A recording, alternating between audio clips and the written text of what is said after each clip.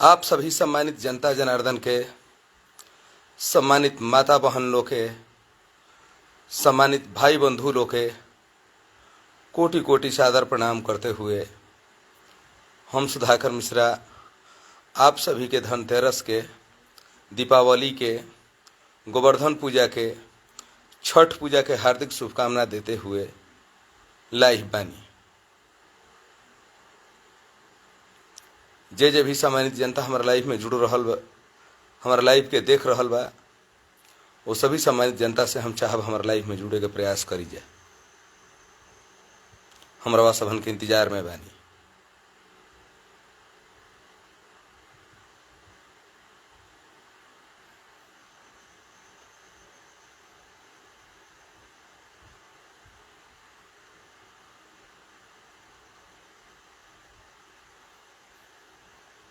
मनीष पांडे जी हमारे लाइफ में जुड़ चुकल बानी।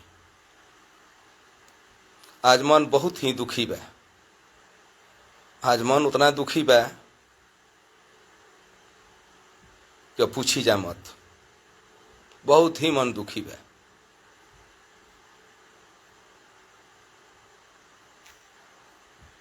असत्य के जीत हो गई, सत्य के हार हो गई।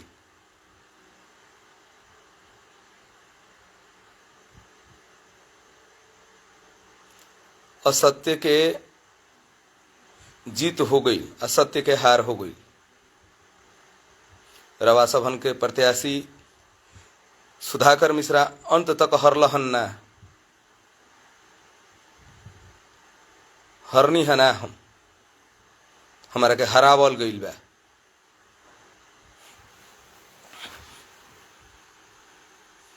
हमें लाइव के माध्यम से बोल रहल बनी, हमारा के हरावल गईल बा। हम हारल नहीं खी।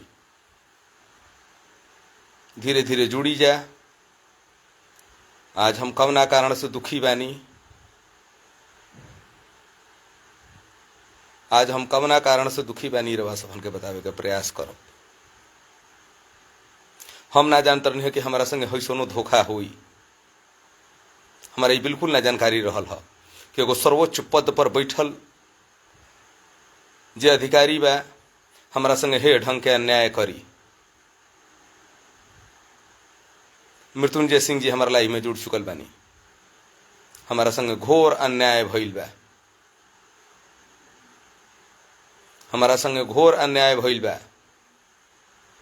जे भी देश के सर्वोच्च पद पर बैठल आदमी बा, जे भी चुनाव आयोग में बैठल आदमी बा, सर्वोच्च पद पर बैठल, और रवा सभन में से जे भी सम्मानित लोग बा, उस सभी सम्मानित लोग से हम चाहब कि हमारा लाइफ में जुड़ी जाए। ज्यादा से ज्यादा संख्या में हमारा दुख दर्द के समझे के कोशिश करी जाए। बहुत ही मन दुखी बा। अब कहे लायक दुख नहीं खे। हमारा ना जानकारी रहा कि एगो सर्वोच्च पद पर बैठल अधिकारी हमारा संग हे ढंग के अन्याय करीहन। राहुल पांडे जी हमारा लाइफ में जुड़ चुकल बानी। रजनीकांत पाठक जी हमारा लाइफ में जुड़ चुकल बानी। आप सभी सम्मानित जनता हमारा लाइफ में जुड़ के दिल से आशीर्वाद दिले रहनी हजा, लेकिन रवा सभन के दिहल आशीर्वाद विफल हो गई।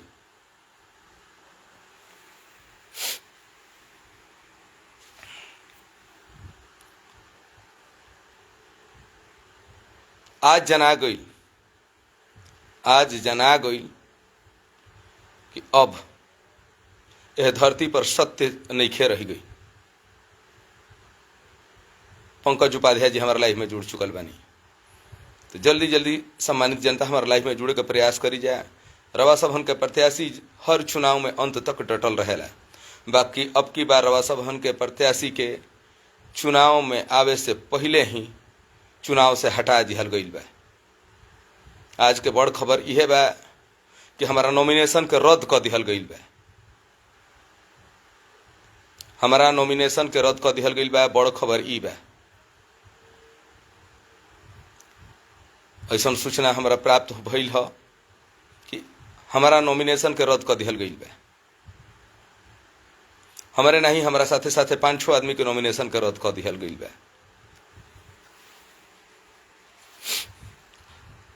बहुत दुख के खबर निकल के आ रहा बा बक्सर से। बक्सर विधानसभा के निर्दल प्रत्याशी सुधाकर मिश्रा के नॉमिनेशन के रद्द कर दिहल गई बाटे सर्वोच्च पद पर बैठल अधिकारी के द्वारा। मनीष सिंह जी एडीपी हमारे लाइव में जुड़ चुकल बानी। तब आई जब हमारे सबन के बतावे के प्रयास कर रहा बानी कि हमारे नॉमिनेशन के रद्द का कैसे कैसे कइल बा, का एकरा पीछे रणनीति बा, केकरा कहला पर रद्द कइल गइल बा। यह सवाल के पूछल जरूरी बा। जे भी हमारा लाइव में जुड़ रहा बा वो यह बतावे के प्रयास करो। नवीन राय जी हमारे लाइव में जुड़ चुकल बनी, आशुतोष यादव संसांग जी हमारे लाइव में जुड़ चुकल बनी, देव सिंह जी हमारे लाइव में जुड़ चुकल बनी। जे भी देश में सर्वोच्च पद पर बैठल हमारे मित्र मंडली में से बा, बक्सर के माननीय एसडीओ साहब से यह बात के पूछल जरूरी बा कि हमारा नॉमिनेशन के वहाँ के काहे रद्द कइनी। सबसे पहला नॉमिनेशन डाले वाला हम बानी है न, ध्यान से सुनी सब है। जैसे ही हम नॉमिनेशन के दिन गइल बानी, हर हेल्प डेस्क पर हमारे डॉक्यूमेंट के चेक इन भइल बा। चेक इन भइला के उपरांत में एगो फॉल्ट आइल, ओकरा के तुरंत जाके फिर से हम सुधार करवानी। सुधार करा के यहाँ के हम ऑफिस में गईनी। ऑफिस में हमरा के दोपहर 2:52 के करीब में यहाँ के एसडीओ साहब के ऑफिस में हम इंटर कैले बानी। उजा लगभग हमरा के 1.5 से 2 घंटा तक उजा रोकल गइल बा आ खूब उजा जांच पड़ताल कइल गइल बा। आ लास्ट में हमारा आवेदन के यहाँ के स्वीकृत क के, बक्सर के माननीय एसडीओ साहब लास्ट में हमारा आवेदन के स्वीकृत क के आ अंत में हमारा के कह रहल बानी कि एगो रवा आवेदन में त्रुटि बा। पहला दिन के हम घटना बता रहल बानी, यह त्रुटि के रवा क्लियर क ले, 17 तारीख से पहले रवा जमा क दे। हम 17 तारीख का, हम 16 तारीख के ही, जो 16 तारीख से ही पहले 15 तारीख तक हम त्रुटि के क्लियर करके फिर से एफिडेविट फार्म पर फिर से एफिडेविट हम दूसर करा के, अच्छा फिर वहाँ के हेल्प डेस्क पर बैठल आदमी के एक गो बिंदु के चेक करा के हम अपन फॉर्म के जमा कैनी। हम अपना फॉर्म के जमा कैनी, ओकर बाद में भी हमारा नॉमिनेशन के अस्वीकृत कर दिहल गइल बा। तो एकरा खातिर अब रवा सबनी बताई जाए कि हमार नॉमिनेशन अस्वीकृत कर दिहल गइल बा, तब एकरा आगे कैसे कदम उठावल जा सकता। जेकर जेकर भी इलेक्शन कमीशन में जान पहचान बा, उ इलेक्शन कमीशन के जे भी उच्च अधिकारी बा ओकरा से ही कहो, एकरा ऊपर उपाय निकाली जाए। रवा सबन ज़्यादा से ज़्यादा संख्या में इलेक्शन कमीशन के साइट पर मेल करी जाए आ जहाँ तक हो सके हमार मदद करे के प्रयास करी जाए आ हमारा के कारण ही बताई। फिर से एक बार हम बता रहा बानी कि जहिया हमार नॉमिनेशन रहल, खुद यहाँ के अपने यहाँ के जे भी कर्मचारी रहल केहू ट्रेंड ना रहल, केहू के कुछ बुझात ना रहे। हमारा के 1.5 से 2 घंटा तक उजा रोकल गइल बा। और रोकला के जब मेरे नॉमिनेशन में त्रुटि थी तो आपने मेरे नॉमिनेशन को स्वीकृत क्यों किया सर? मैं सुधाकर मिश्रा बक्सर विधानसभा निर्दल उम्मीदवार आपसे पूछ रहा हूं, पूरे बक्सर की जनता आपसे पूछ रही है कि जब मेरे नॉमिनेशन में त्रुटि थी तो आपने मेरे नॉमिनेशन को स्वीकृत करके फिर मेरे फॉल्ट को बताया। उस फॉल्ट को भी मैंने 2 दिनों के अंदर क्लियर करके आपके सामने प्रस्तुत किया। आपके हेल्प डेस्क पे बैठे हुए हर कर्मचारियों से मैंने अपने फॉर्म को चेक करवाया। चेक करवाने के बाद में आप ही के कर्मचारी ने कहा कि एक फॉल्ट है, उस फॉल्ट को मैंने क्लियर करा के मैं आपके ऑफिस में इंटर किया। आपके ऑफिस में इंटर होने के बाद में हर विषय वस्तु पे आप लोगों ने जांच की, तो बहुत ही दुख के बात बा, यह प्रत्याशी के जियते मुआ दिहल गइल बाटे। रवा सबन अतने से जान नहीं सब है कि देश कवना राह पर चल रहल बा, कि देश कवना राह पर चल रहल बा, कैसे चल रहल बा। तो एक बार फिर से हम रवा सबन को सूचित कर रहल बानी कि सबसे पहले नॉमिनेशन डाले वाला व्यक्ति हम बानी। नॉमिनेशन डालला के बाद में नॉमिनेशन के सारा कागज पत्र तैयार करके हर हेल्प डेस्क पर हम अपन डॉक्यूमेंट के चेक इन करवले बानी। चेक इन करवला के बाद में वजह से एगो फॉल्ट निकाल गए, वो फॉल्ट के सुधार के फिर ले आईनी। फिर जब हम इंटर के एसडीओ साहब के चैम्बर में वजह 1 से बढ़ के 1 विद्वान लोग रहे, लोग वो लोग के कुछ ना बुझात रहे। 2.25 घंटा लगातार पौने 2 घंटा लगातार हमरा को वहीं में रोक के हमारा नॉमिनेशन के स्वीकृति दिहल गई। नियम ई है कि जब हमारा नॉमिनेशन में फॉल्ट बा, हमारा डॉक्यूमेंट में फॉल्ट बा, तो वही घड़ी बोली कि रउआ दूसरा दिन नॉमिनेशन डालब। यहाँ सब हमारे नॉमिनेशन के स्वीकृत कैला के बाद में फिर एगो हमरा के लेटर बना के दिहनी सब है कि रवा नॉमिनेशन के फॉर्म 26 में हई कॉलम नहीं भरल गई, एकरा के सुधार के ले आई। फिर हम जौन बातों अधिवक्ता लोग के मदद से जौन बातों अपन फॉर्म के सुधार करके फिर से नॉमिनेशन के ई कैनी जे 2 भाली चुनाव लड़ गई, ओकर नॉमिनेशन अस्वीकृते ना भइल। आई तीसरा बेर में रवा सबन हमार नॉमिनेशन के स्वीकृत करा देनी है सब है। बिल्कुल एसडीओ साहब एकर जिम्मेवार रउआ बानी। बक्सर के माननीय एसडीओ साहब से हम ई कह रहल बानी आग्रह पूर्वक हमरा के कारण बताई कि काहे ढंग के हमरा संगे काम भइल। पिछला एसडीओ साहब रहनी कि हमार 2 हाली त्रुटि भइल है, दोनों हाली त्रुटि के क्लियर करते हुए हमारा नॉमिनेशन के स्वीकृत कैनी। बक्सर के डीएम अंशुल अग्रवाल हमारा नॉमिनेशन के स्वीकृत कैनी, यहाँ के हमारा स्वीकृत कैनी, यहाँ के हमारा नॉमिनेशन का स्वीकृत करा देनी है। बहुत ही दुख के बात बार वह सब हमसे अब का अब हम बताएं, अब कहे लायक नहीं खे तो चली जा। कम से कम ई रवा सभन के अब हम का कहीं के फिर 5 साल पीछे रवा सभन चल गई नीचे।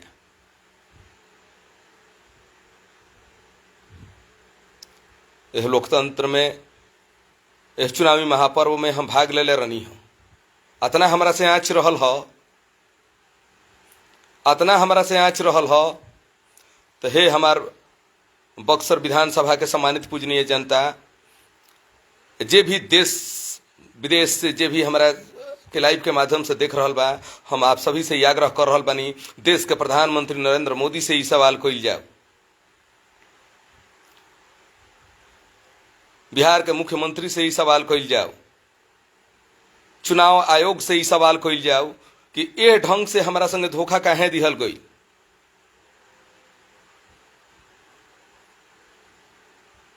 ए ढंग से हमरा के धोखा काहे दिहल गई। एकरा में कहीं ना कहीं से षड्यंत्र के बू आ रहल बा। तो हमरा के जौन बात ई बात बताई सब है कि हे ढंग के चुनाव के ट्रेनिंग होला और एगो उच्च पद पर बैठल बानी, एगो प्रत्याशी के जौन बात पौने 2 घंटा के करीब में अपना चेम्बर में रखले बानी। आ चेम्बर में रखला के बाद में अगर हमारा फॉर्म में फॉल्ट बा तो हमारा फॉर्म के स्वीकृत काहे कोई नहीं। नियमतः रवा हमारा फॉर्म के स्वीकृत ना करे के चाहिए। अब फॉर्म के स्वीकृत करके फिर बताओ तनी कि हई फॉल्ट बा, फिर से एफिडेविट करके रवा 4 गो कर्मचारी यहाँ के चेक कैले वालो कहले वालों ना आपकी बारी राव ठीक भराइल बा, तो फिर गलती कहाँ से हो गई। नियमतः नॉमिनेशन से पहले हम अपना जो फॉर्म के देले बनी वहाँ सबके दोबारा बोले के चाहे कि ना बोले के चाहे कि नहीं, फिर रवा फॉर्म में गलती बा फिर से सुधार के ले आई। नियम यह बा कि जो हाली फॉर्म में गलती होके तो हाली रवा सभन के काम बाकी बतावे के चाहे कि नहीं अभी फॉर्म में गलती बा, हई त्रुटि के सुधार के ले आवो। बाकी हमारा फॉर्म के फिर चेक कोई लोग जब दोहराउन जब लेके गई बानी हम ऑफिस में, फिर से हमारा फॉर्म के लेके गई लोग चेक करके, चेक कैला के बाद में फिर जौन बात फॉर्म के रख के आज हमारा फॉर्म का स्वीकृत कर दिहल लोग। जो चुनावी मैदान के मजल खिलाड़ी बा, जो विधानसभा चुनाव लड़ चुकल, लोकसभा चुनाव लड़ चुकल, अब की बार काहे ढंग के काम भइल बा ये पूछा था पूरा बक्सर ना पूछ रहा है पूरा भारत। बक्सर के माननीय एसडीओ साहब से, अनुमंडल पदाधिकारी से ही सवाल पूछल जा रहा बा कि हे ढंग के काम हमारा संगे काहे खातिर रवा सब कईनी है सब है, एक जवाब दी सब है। देश के प्रधानमंत्री नरेंद्र मोदी से ही पूछ रहा बा पूरा भारत, चुनाव आयोग से पूछ रहा बा पूरा भारत कि हे प्रत्याशी के नॉमिनेशन रद्द काहे कईनी सब है। ध्यान दी सब है तो निकली हम रवा सबन के खाली और हम बता रहा बानी। नियम यही से हम शुरुआत दिने फॉर्म डाली ना हरदम कि समय रहेला, ये समय रहते और कर्तव्य बा कि हई रवा फॉर्म में त्रुटि बा, ठीक बा हमारा फॉर्म में जब त्रुटि रहे, जब दोबारा हम फॉर्म के जब डिपोजिट रवा के यहाँ कैले बानी, अपना 10 कर्मचारी ले यहाँ के चेक करौले बानी, अपना 10 कर्मचारी से यहाँ के चेक करौले बानी दोबारा भी, और तब हमारे फॉर्म के ले बानी, कहले बानी कि ना ठीक बा। हम पूछता कि ना कोनो गड़बड़ी नहीं बोलब जाता, हम फिर से सुधार के लेके आई, फिर से हम अपन फॉर्म के सुधारब। बाकी ना कहलो कि ना आपकी पारी ठीक बा, और फॉर्म के लेके और फिर हमारा फॉर्म का स्वीकृत कर दे हल लोग।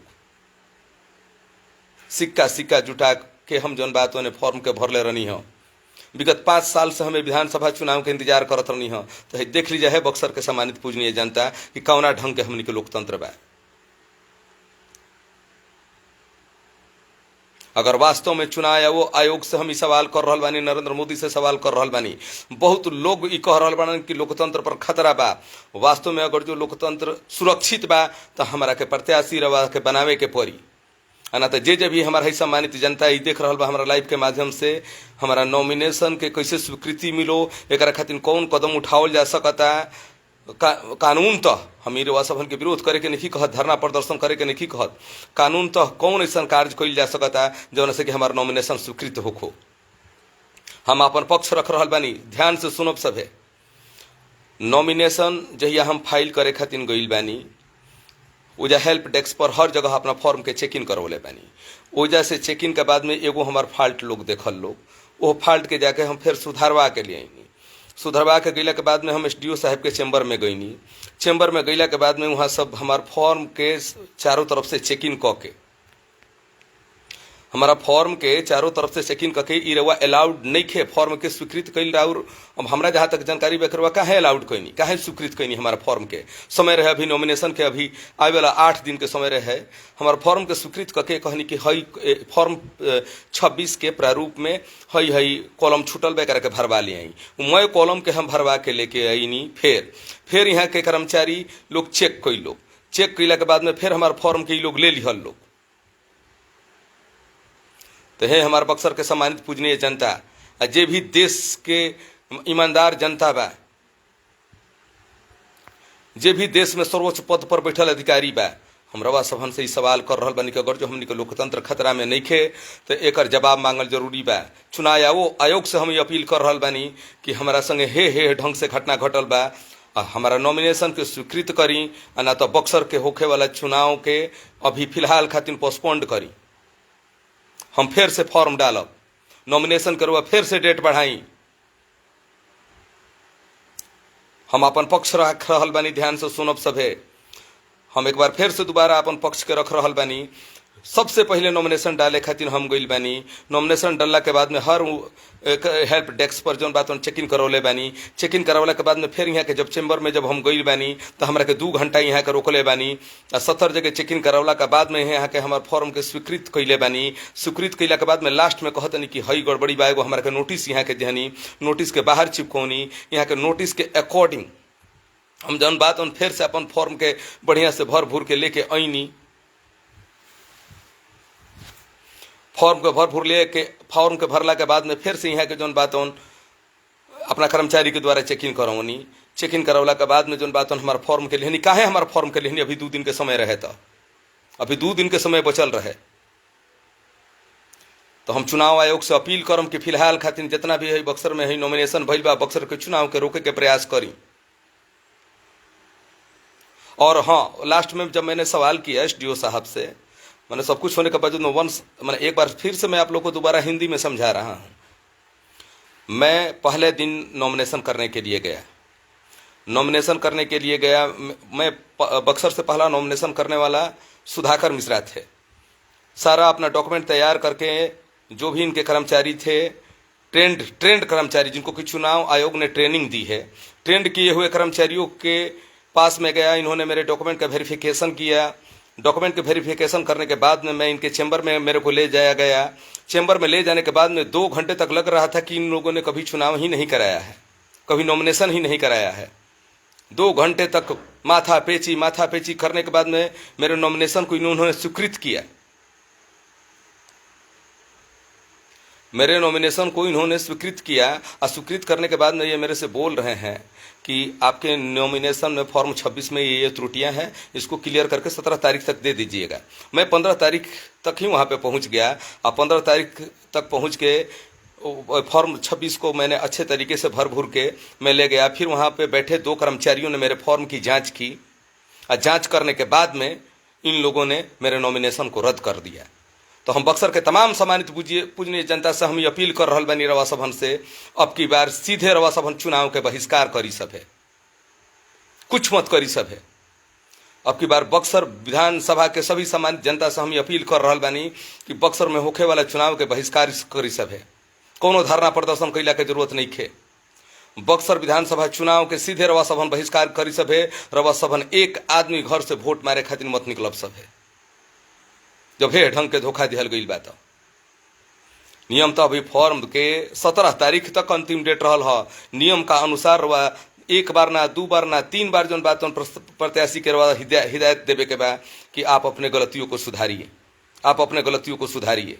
तो हे हमारे बक्सर के सम्मानित पूजनीय जनता, या तो रवा सभन चुनाव आयोग के चिट्ठी लिख के जे भी सर्वोच्च पद पर बैठल बा भारत के प्रधानमंत्री नरेंद्र मोदी जी, अगर जरवा अंदर थोड़ा बहुत भी ईमानदारी होखे, नीतीश कुमार जी के पास थोड़ा बहुत भी ईमानदारी होखे, तो हम जौन आवाज उठा रहा बानी एक पर विचार करी सब है कि बक्सर के एसडीओ साहब आखिर हमारा संगे काहे कोई नहीं ये ढंग के काम।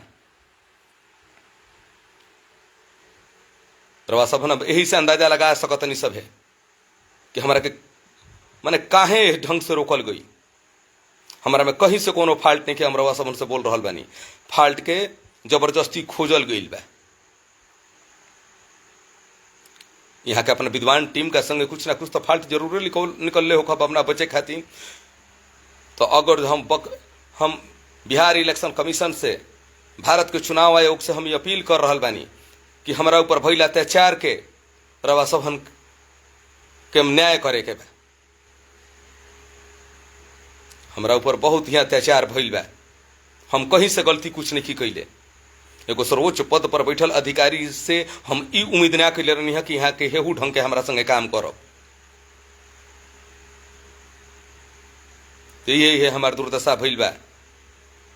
न्याय करी जाए हमारे सम्मानित पूजनीय जनता, न्याय करी जाए। कौन कौन सपना लेके हम आइल हो चुनावी मैदान में। अभी केहू ना हमरा के कही कि पैसा लेके ही खड़ा रहल हो और रुपया लेके खड़ा रहल हो। हम केहू से पैसा रुपया लेके खड़ा ना हुई ना, जन कल्याण खातिर खड़ा हुई ना। हम एक दल से ही बात नहीं कहत, पूरा भारत के सर्वदलीय लोग से हम ये बात कह रहा बानी कि हम सभी सर्वदलीय लोग से हम मांग कर रहा बानी कि सब दल मिलके पूरा बिहार के जनता से हम अपील कर रहा बानी कि बिहार में जहां जहां भी चुनाव होखे वाला बा, अब की बार होखे वाला चुनाव के बहिष्कार करी सब है। हम बक्सर के चुनाव के अपील नहीं करत, हम पूरा बिहार में जहां जहां भी चुनाव हो रहा बा उस चुनाव के बहिष्कार करी सब है। केहू एक आदमी जौन बातों वोट मारे खातिर मत निकलो, इस चुनाव के बहिष्कार करी जरूरी है।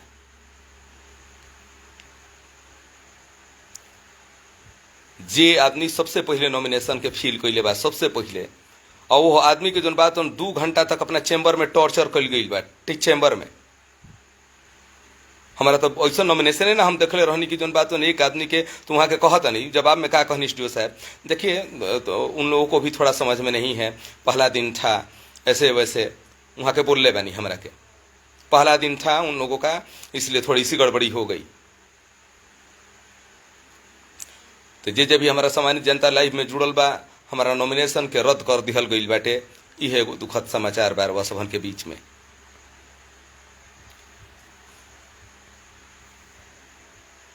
जे भी सर्वोच्च पद पर बैठल अधिकारी बा, जेकरा अंदर भी थोड़ा बहुत भी ईमानदारी बा, वो सभी सम्मानित लोग से हम चाहब कि हमारा तो नइखे बुझात। देखिए अकेला सारा काम हम करे वाला बानी, हमारा संगे केहू नहीं खे, हमारा संगे हम बानी अहिरावा सभन सम्मानित सीधा साधा जनता बा। तो जे भी यही सीधा साधा सम्मानित जनता बा, एकरा हमारा नॉमिनेशन के रद्द भइला के निवारण का बा, ये निकाले के प्रयास करी सब है। एक रास्ता निकाली सब है।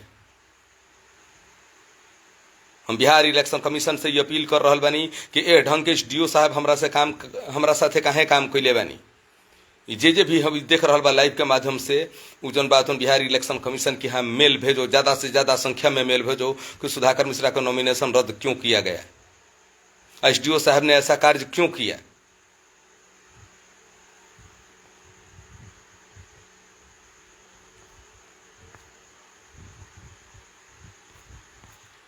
बाहर देश के लोकतंत्र, हमको हरदम न्यायपालिका पर विश्वास रखले बानी, देश पर विश्वास रखले बानी, देश के प्रधानमंत्री पर विश्वास रखी ना। जे सम्मानित वर्तमान विधायक रहला हम ओकर आलोचना भी ना कइल चाही ना, कहीं ना कि अपन देश है। बाकी आज हम खुला मंच से देश के प्रधानमंत्री से ही हम पूछ रहा बानी, भारत के प्रधानमंत्री नरेंद्र दास मोदी जी से हम पूछ रहल बानी, अमित शाह जी से हम पूछ रहल बानी, बक्सर के माननीय एसडीओ साहब हमारा संगे ऐसा काम काहे कोई नहीं हो। बक्सर के एसडीओ साहब हमारा संगे काहे ढंग के काम कोई नहीं हो। बाकी सबकर यहाँ के कागज पत्र ठीक लागल है, हमरे नहीं यहाँ के छटले 3-4 गो पार्टी के छटले बानी, एकदम चुन चुन छटले बानी। एकर में प्री प्लानिंग के तहत छटैया भइल बा, चुन चुन छटाइल बा फॉर्म।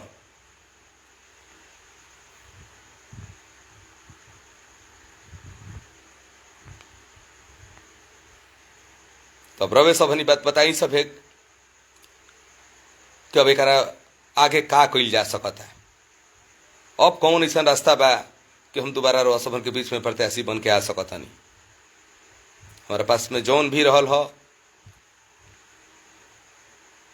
हमारा पास जौन भी रहल हो रुपया पैसा झाड़ झूर के कैसे कैसे मेहनत करके गांव के किसान बंधु लोग के साथ में ले जाके रवा सबन के हित खातिर नॉमिनेशन कैले रहनी हो। बाकी हमारा नॉमिनेशन के स्वीकृत कर दिहल गई बा। बाहर लोकतंत्र, यह लोकतंत्र में कार्यकर्ता लोग के उहे दुर्गति बा जे पार्टी के कार्यकर्ता बा, आ जे है प्रत्याशी निर्दल लड़ल बा ओकर उहे दुर्गति बा। जे भी है सम्मानित जनता देख रहा बा, चुनाव आयोग के ज्यादा से ज्यादा संख्या में मेल करो ना। तो चुनाव आयोग में रवा सभन के चुनाव आयोग में बैठल जे सर्वोच्च पद पर व्यक्ति बा ओकरा से रवा सभन सवाल करी सब है कि है बक्सर में जोन है ढंग के घटना सुधाकर मिश्र का संग एसडीओ साहब के द्वारा घटावल गई बा, ई काहे घटावल गई बा। ये पूरा बक्सर नहीं पूछत, पूछता है बिहार, पूछता है भारत कि इस गरीब प्रत्याशी के साथ इस ढंग का अत्याचार क्यों किया गया। हे गरीब, आज हम कितना खुश रहनी है कि आज नॉमिनेशन हमारा स्वीकृत हो जाए। रवा सभन के लाइव के माध्यम से आके हम रवा सभन के बताई कि हमार नॉमिनेशन स्वीकृत हो गई। सोनू पांडे जी, मृत्युंजय पाल जी हमारे लाइव में जुड़ चुकल बानी। तो हे हमारे बक्सर के सम्मानित पूजनीय जनता, हम पूरा बक्सर के सम्मानित पूजनीय जनता से अपील कर रहा बानी, हर दल से जुड़ल लोगन से हम अपील कर रहा बानी, अब की बार होखे वाला चुनाव के रवा सभन बहिष्कार करी सब है। पूरा बिहार के जनता से हम अपील कर रहा बानी कि अब की बार होखे वाला बक्सर विधानसभा चुनाव के बहिष्कार करी सब है। जो हमारा संगे न्याय नहीं के होत। तो सुनील कुमार मिश्रा जी हमारा लाइव में जुड़ चुकल बानी। ना तो यही तरी लोकतंत्र के हत्या होत रही, आ केहू भी सीधा साधी जमीनी स्तर के जे भी प्रत्याशी बा ओकर के दबा दिहल जाई। हमारे के नॉर्मे जान के नहीं है के काम कैले बानी। एक पर जांच बैठो, इलेक्शन कमीशन एक पर जांच बैठाओ कि काहे ए ढंग से अत्याचार कैल गई। सबसे पहले जो प्रत्याशी आया है नॉमिनेशन के लिए, आपके नॉमिनेशन के ठीक एक दिन बाद कोई प्रत्याशी नहीं आया था। मैंने आकर के लोकतंत्र के महापर्व में डुबकी लगाई, आकर के मैंने खाता खोला। आपको तो दिखाना था कि चलो मैंने बहुत दिनों से देख रहे थे कि अरे आज दिन भर बीत गया, कोई प्रत्याशी नहीं आया। हई प्रत्याशी सच्चा हृदय से रवा ऑफिस में गइल बा, ओकरा के बैठा के हे ढंग के रवा मैंने अत्याचार कैनी है एसडीओ साहब। इहे रवा जी में अब काम रह गइल बा। अरे एगो सर्वोच्च पद पर बैठल सम्मानित व्यक्ति में से रवा एक बानी। हम पूरा चुनाव इलेक्शन कमीशन से अपील कर रहा बानी, नरेंद्र मोदी से अपील कर रहा बानी, पूरा भारत के सर्वदलीय लोगन से ही अपील कर रहा बानी कि हम हूं नेता हई, चुनाव लड़े के हमरो अधिकार बा। तो आवे वाला समय में पूरा भारत के सम्मानित जनता, पूरा बिहार के सम्मानित जनता चुनाव के बहिष्कार करी है। और वह सबन यही तरी निर्विरोध जीत के अपन कुर्सी पर बैठल रह सब। जब ये रह सबन के टारगेट चलता तो कि हमने के निर्विरोधे राज करब जाए। हे हमारे बक्सर के सम्मानित पूजनीय जनता, हम सच्चा हृदय से रवा सभन के बीच में मैदान में रहनी हो। अब हम रवा सभन से वोट नहीं मांगत, यह मांगत कि बक्सर के चुनाव के बहिष्कार करी सब है। एसडीओ साहब से जे भी चुनाव इलेक्शन कमीशन में बैठल उच्च अधिकारी भाई सवाल पूछो कि ये प्रत्याशी के संगे ये ढंग के काम यहाँ के काहे कोई नहीं। हम निर्दल प्रत्याशी बानी, हम एक एक चीज कदम के फूक फूक के रखी ना। सबसे पहले नॉमिनेशन हम डाली ना, नॉमिनेशन यही खातिर डाली ना कि नॉमिनेशन के 7 दिन के समय में कोनो प्रकार के त्रुटि रही कोनो तरह के गलती रही सुनील मिश्रा भैया, हम तोहरों से ही हम ही कहब कि नरेंद्र मोदी तक की बात के पहुंचे के चाहिए। अगर जो वास्तव में तहरा अंदर दमखम होखे, वास्तव में तहरा बड़ बड़ सम्मानित नेता के यहाँ पहुंचबा, तो हमारा आवाज के नरेंद्र मोदी तक पहुंचाब।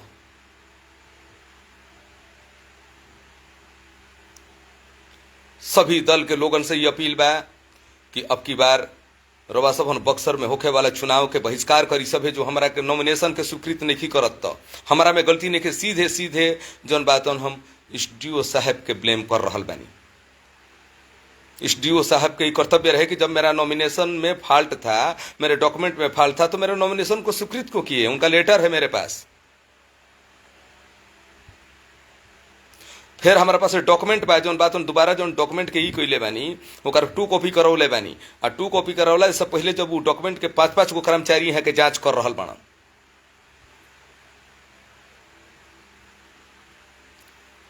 5-5 गो कर्मचारी जांच कर बता सभन के प्रत्याशी हारल है ना अंत तक। अरे एगो हारा जीत के सर्टिफिकेट न लेबे के बा। एकरा से रवा सभन जान जी सब है कि हमारा से कतना लोग भयभीत लोग बा लोग। यही खातिर हमारा नॉमिनेशन के रद्द करावल गई बा कि आ जाई तो जीत जाई, तो हम ना जीतब तो केहू ना जीती।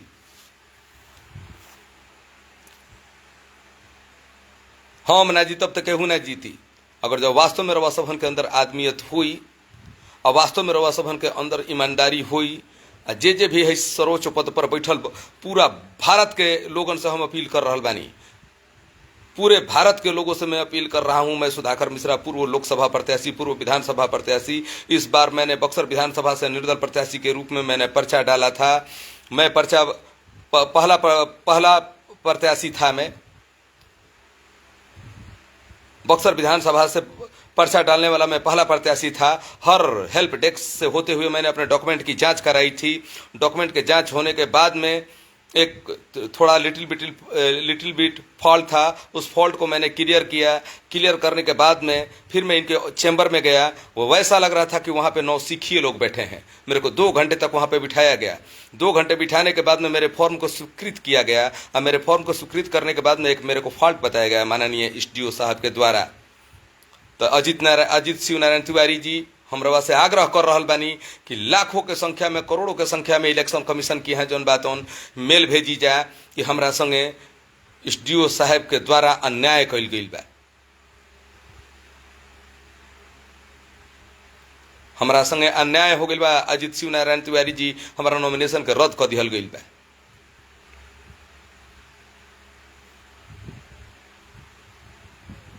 अब की बारी हम बक्सर के चुनाव के बहिष्कार करे के नहीं कहत। पूरा बिहार के लोग एकजुट होके,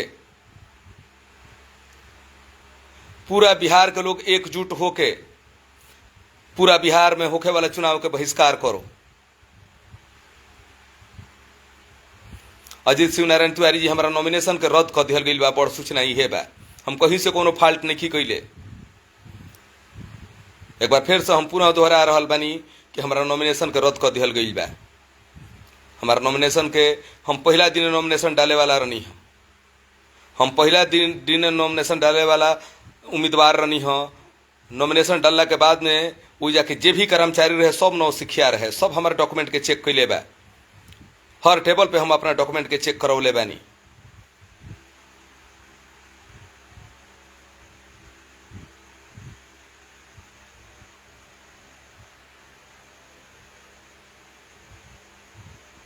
आई हमारा संगे जौन बात षड्यंत्र के तहत कार्य के खोल गई बा।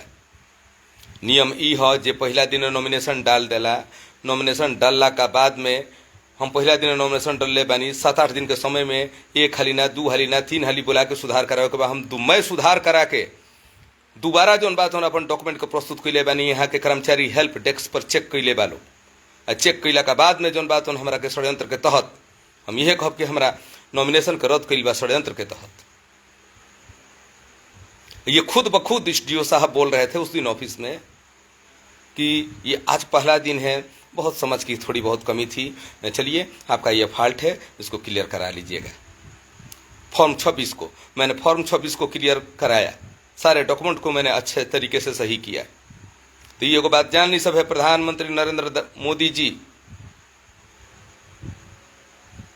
भारत के प्रधानमंत्री नरेंद्र मोदी जी से हम अपील करतनी, अमित शाह से अपील कर रहल बानी, पूरा भारत के सम्मानित सर्वदलीय लोगन से हम अपील कर रहल बानी, जे भी सीधा साधा लोग बा वो अपील कर रहल बानी कि पूरा भारत के लोग एकजुट होके बिहार इलेक्शन कमीशन के यहाँ लेटर भेजो कि सुधाकर मिश्र के कोनो फॉल्ट ना रहल ह, ई फॉल्ट रहल ह बक्सर के श्री माननीय एसडीओ साहब के चलते सुधाकर मिश्र के नॉमिनेशन के रद्द करावल गईल बा, जबरदस्ती रद्द करावल गईल बा। खाली और हम बताओ तनी कि नॉमिनेशन डाले वाला बक्सर विधानसभा से पहला शख्स हम रनी हो।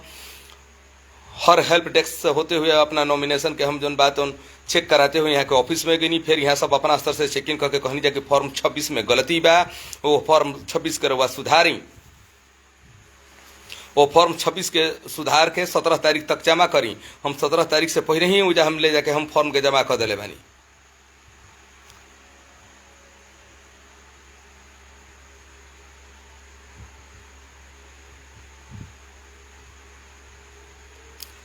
हम 17 तारीख से पहले ही, तो अगर जो वो दिने भी हम अपन जो सुधार के फॉर्म ले गए मैंने, तो यहाँ के 10 कर्मचारी चेक कैले बड़न हमार फॉर्म के, कहले बड़न कि नहीं ठीक बा आपकी बार सही भरे हैं। तो अब मैंने गलती क्या किया है भाई, और सब कुछ सारा डॉक्यूमेंट मेरा सब कुछ सही था, इस बार मैंने कौन सी ऐसी गलती कर दिया। अगर मैंने दुर्भाग्यवश गलती की ही थी तो अभी 2 दिन 3 दिन का समय था, फिर मेरे को बुला के कहा जाता कि आप इस गलती को सुधारिए।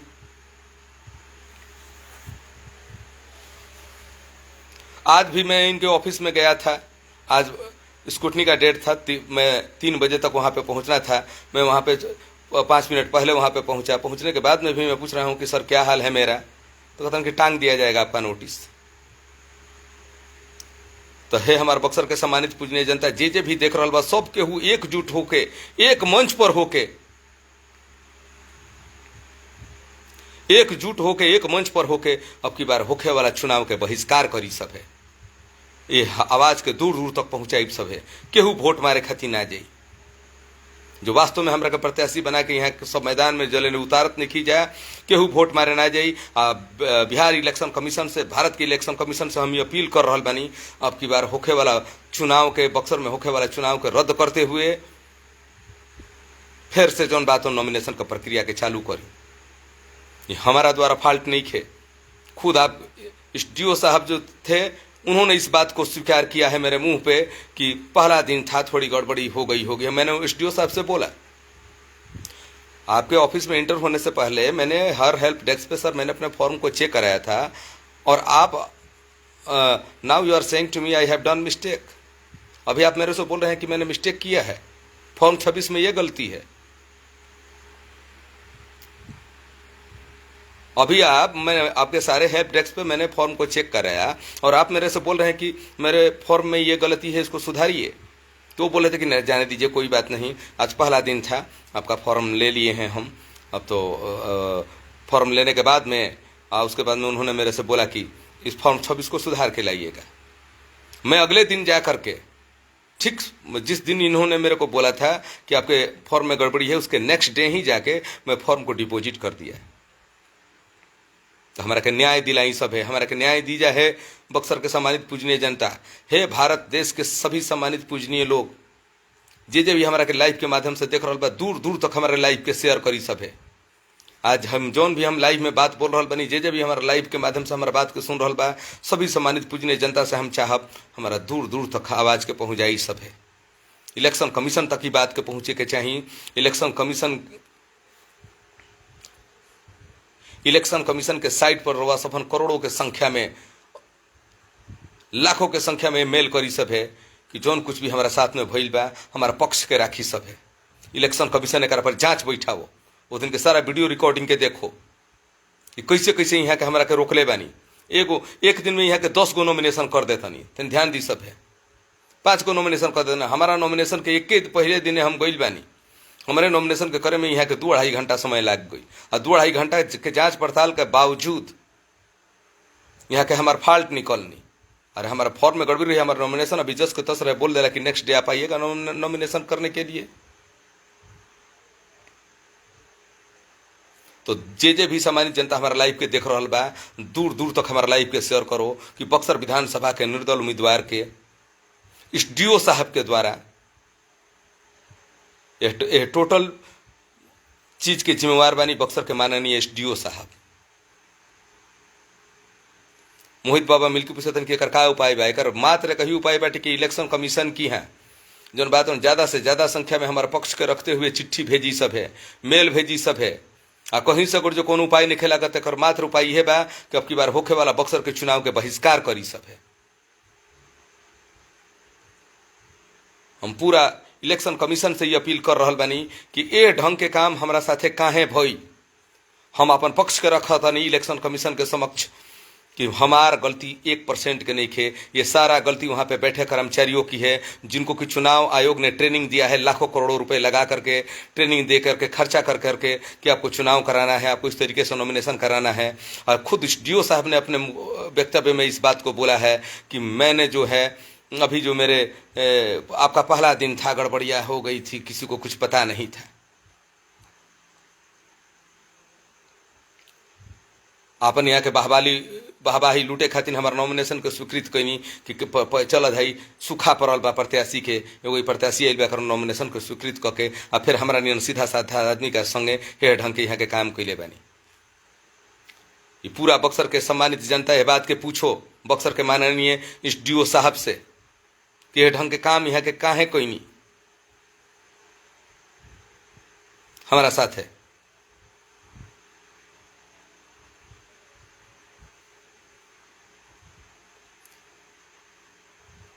तो अगर जो वास्तव में रवा सभन के अंदर थोड़ा भी हमारा प्रति मोह माया बा तो हम ही नहीं कहत कि ये खातिर जौन बात विरोध प्रदर्शन दिस दैट कुछ करे के बा। हम विरोध प्रदर्शन नहीं करे के कहत कि मैंने रोड पर रवा सभन निकली सब है, जहां तक होखे हमारा आवाज के दूर दूर तक पहुंचाई सब है।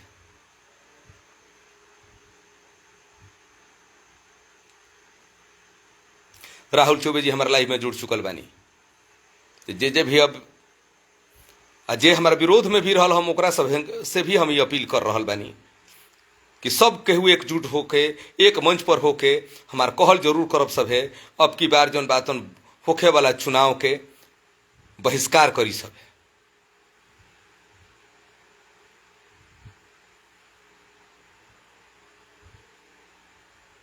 अब की बार होखे वाला बक्सर विधानसभा चुनाव के बहिष्कार करी सब है। बक्सर विधानसभा चुनाव के बहिष्कार मत करी सब है। पूरा बिहार के सभी सम्मानित जनता से हम कह रहा बानी, सर्वदलीय लोगन से हम कह रहा बानी, यह लोकतंत्र में के हत्या भइल बा। पहले सब कहत रहा, हम कहत नहीं, आई सब भइल बाटे एसडीओ साहब का चलते। एसडीओ साहब के जे भी चुनाव आयोग में कर्मचारी जे ट्रेनिंग कैल रहा है, सब जौन बात हमारा के षड्यंत्र के तहत हमारा फॉर्म के रद्द कैले बा। सब केहू मिल के जौन बात जितना भी कर्मचारी का तो हमने के सिखिया बन जाए। आज पहला दिन, अरे पहला दिन है, सरकार आप लोगों के ऊपर लाखों रुपए खर्चा करके वहां पे बेंच पे बिठाई है। एसडीओ साहब जैसे सम्मानित व्यक्ति बोल रहे हैं कि पहला दिन था गड़बड़िया होती है।